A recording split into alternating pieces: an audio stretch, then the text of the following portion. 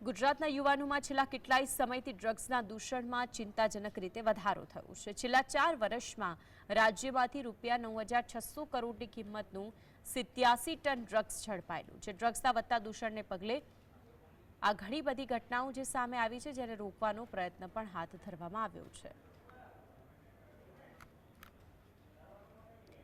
દેશ અને ગુજરાતમાં ડ્રગ્સનું દૂષણ સતત વધી રહ્યું છે, તેમાં પણ ગુજરાતમાંથી ડ્રગ્સ પકડાવાનો સિલસિલો હજુ પણ યથાવત છે। છેલ્લા 4 વર્ષમાં ગુજરાતમાંથી 10,000 કરોડનું ડ્રગ્સ પકડાયું છે।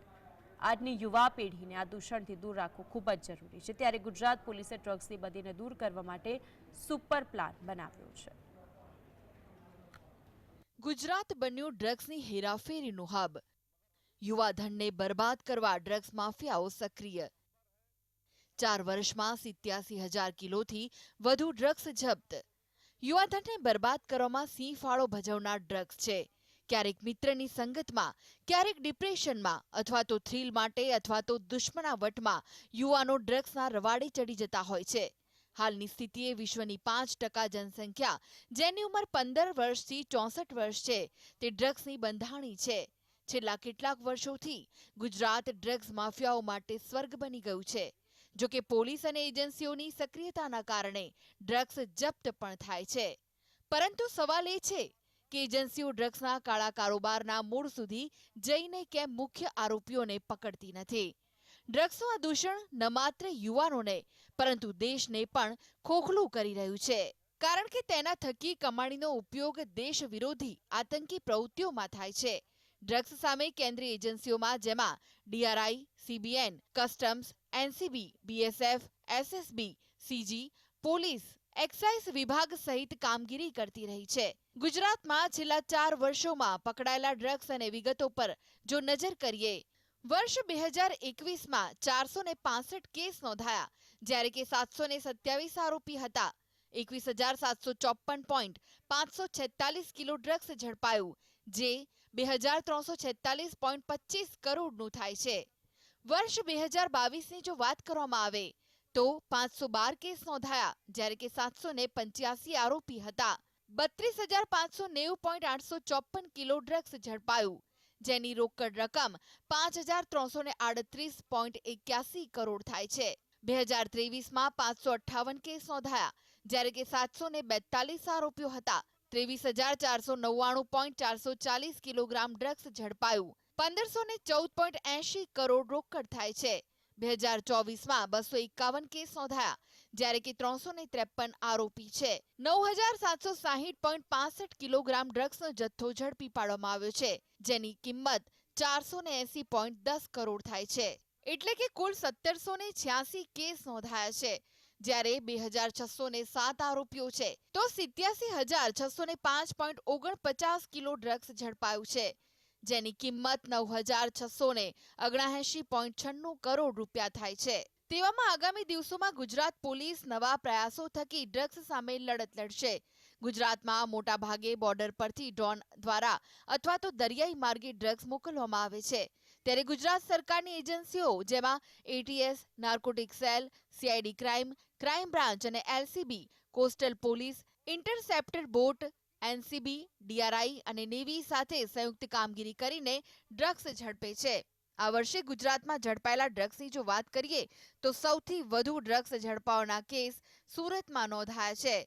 ગુજરાતમાં છેલ્લા 3 મહિનાના આંકડા પર જો નજર કરીએ તો સુરતમાંથી 21 કેસ સામે આવ્યા, જ્યારે કે 38 આરોપીઓને ઝડપી લેવાયા। 1,87,85,287 રકમ થાય છે, જ્યારે કે અમદાવાદમાંથી 13 કેસ સામે આવ્યા, જેમાં 15 આરોપીઓ ઝડપાયા છે, જેની કિંમત 4,74,87,206 રૂપિયા છે।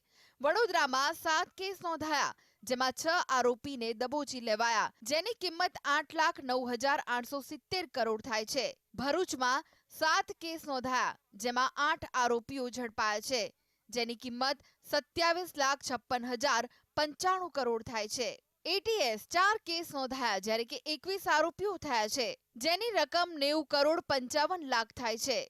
ડ્રગ્સની હેરાફેરી કે વેચાણ માટે ગુજરાતમાં સુરત બાદ અમદાવાદ શહેરનું નામ સામે આવે છે, જ્યાં શહેરના અલગ અલગ વિસ્તારોમાંથી સતત ડ્રગ્સ ઝડપાયું છે, જેમાં અમદાવાદમાં વર્ષ 2021 થી 22 જૂન 2024 સુધીના સૌથી મોટા કેસની જો વાત કરીએ તો એમડી ડ્રગ્સના 91 કેસ નોંધાયા, જેમાં 9.697 કિલો મુદ્દામાલ જપ્ત કરાયો, જેની કિંમત 9,53,69,300 થાય છે, જ્યારે ગાંજાના 50 કેસ સામે આવ્યા, 610.149 ગ્રામ મુદ્દામાલ ઝડપાયો છે, જેની કિંમત 5,67,37,177 રૂપિયા છે. કફ સિરપના 30 કેસ નોંધાયા, 11,298 લીટર ઝડપાયો છે મુદ્દામાલ, જેની કિંમત 18,71,415 થાય છે. હશીશના 12 કેસ નોંધાયા છે, 10.77 કિલોગ્રામ જથ્થો ઝડપાયો, જેની કિંમત 15,02,161 છે. કેટામાઇનનો 1 કેસ નોંધાયો છે, 590 ગ્રામ ઝડપાયું છે, જેની કિંમત 2,75,00,000 રૂપિયા છે. ડ્રગ્સના તમામ કેસને લઈને ગુજરાત પોલીસ હવે આગામી દિવસોમાં નવા લક્ષ્ય સાથે કામગીરી કરશે, જેમાં આઈજી રેન્જના પોલીસ અધિકારીઓ અલગ અલગ જિલ્લાઓને દત્તક લેશે અને ત્યાં શાળા, કોલેજ, ટ્યુશન ક્લાસીસ જેવી જગ્યાઓ પર જાગૃતિ કાર્યક્રમો યોજાશે, જેમાં પોલીસની સાથે સામાજિક અગ્રણીઓ, કલાકારો, રાજનેતાઓ, સાધુ સંતો, પત્રકારો અને સોશિયલ મીડિયા ઇન્ફ્લુએન્સર થકી યુવાધનને ડ્રગ્સથી બચાવવા કાર્યક્રમો યોજાશે. ગુજરાતની અંદર આ કામ કરવાથી ગુજરાતમાં ડ્રગ્સ મુક્ત થઈ ગયું એવું નથી કહેતો, પરંતુ ગુજરાત પોલીસે આ કામગીરી કરવા માટે કયા પ્રકારના પ્રયત્ન કર્યા છે તે આજે આપ સૌને દર્શાવવાનું કારણ માત્ર ને માત્ર એટલું છે કે અલગ અલગ રાજનીતિક પાર્ટીના લોકો આજકાલ ફેશન બની ગઈ છે. પોલિટિકલ સ્ટેટમેન્ટ આપવાના કારણે પોલિટિકલ ક્યાંક ને ક્યાંક અચીવમેન્ટ મેળવવું હોય, પોલિટિકલ માઇલેજ મેળવવા માટે આપણા ગુજરાતની ધરતીને બદનામ કરવામાં આવે છે. કેમ? કારણ કે ડ્રગ્સ પકડીએ છે. અત્યાર સુધીમાં ગુજરાત સરકારે ડ્રગ્સ સામેની લડાઈમાં સારી કામગીરી બદલ પોલીસનું રિવોર્ડ પોલિસી થકી પ્રોત્સાહન વધાર્યું છે, જેમાં 105 જેટલા પોલીસ કર્મીઓને 16 લાખથી વધુની રકમ આપવામાં આવી છે, તેમજ રિસ્ક ટેકિંગ પેકેજ પણ જાહેર કરાયું છે. તેવામાં ગુજરાત પોલીસનો ગુજરાતમાં જડમૂળથી ડ્રગ્સ નાબૂદીનો આ સંકલ્પ કેટલા સમયમાં અને કઈ રીતે સિદ્ધ થાય છે તે તો આવનારો સમય જ બતાવશે. કેમેરામેન સરવર અલી સાથે વિરેન્દ્રસિંહ ભાટી, GSTV, અમદાવાદ.